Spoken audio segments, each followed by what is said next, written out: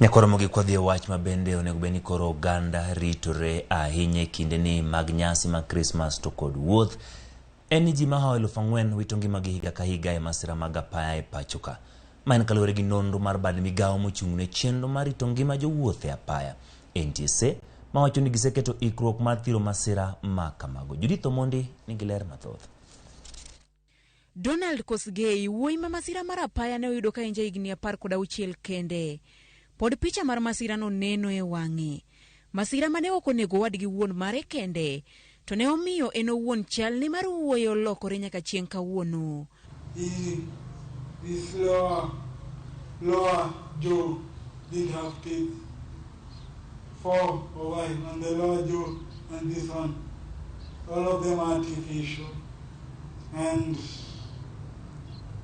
remember, I'm 16. There you look for your first girlfriend.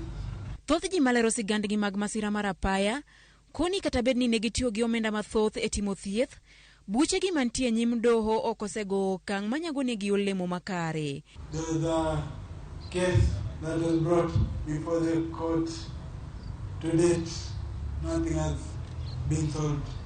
We need to do something. Kama ni report imetoka police, inakuwa CC to judiciary, inakuwa CC to NTSA and other authorities. Juu hizo report zote zinapotelea pale nje.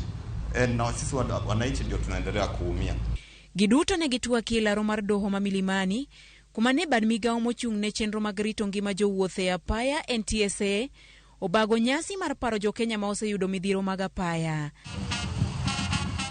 Jalup Director e apis mar jong'ad buche Victor Mule okoni buche mag apaya okawo 50% mar buche duto e nyim doho. Traffic cases form close to 50% of all cases registered, criminal cases registered.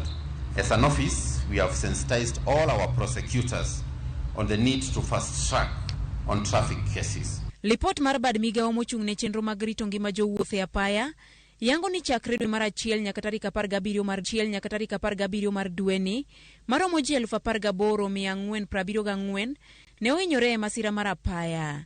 Ji 4,103 ne owito ngimagi, ji 8,371 ne oyudo hinyruok mokalo ka maromo ji 6,000 to ne ok ohinyore ahinya. E kwan mar ji mane owito ngimagi, ji 1,486 ne gin ji mawuotho gi tiendgi, ji marimba piko 1,085, jowuoth ma ikowo 721 kod joriemb geche 378. As NTSA, we do acknowledge the need to do more in reducing fatalities on our roads.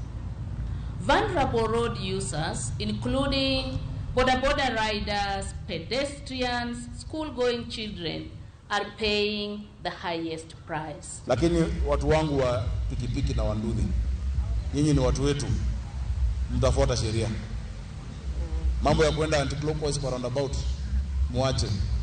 Jang'ad bura e doho maduong' Richard Mwongo mane loso e lo jong'ad bura ne okoni giseketo chik ne jong'ad buche duto mondo ne ni buche duto mag masira mag apaya okotieko higni 3 e doho. We are working with all the actors in the justice system to ensure that no court case should take more than 3 years on trial and 1 year on appeal.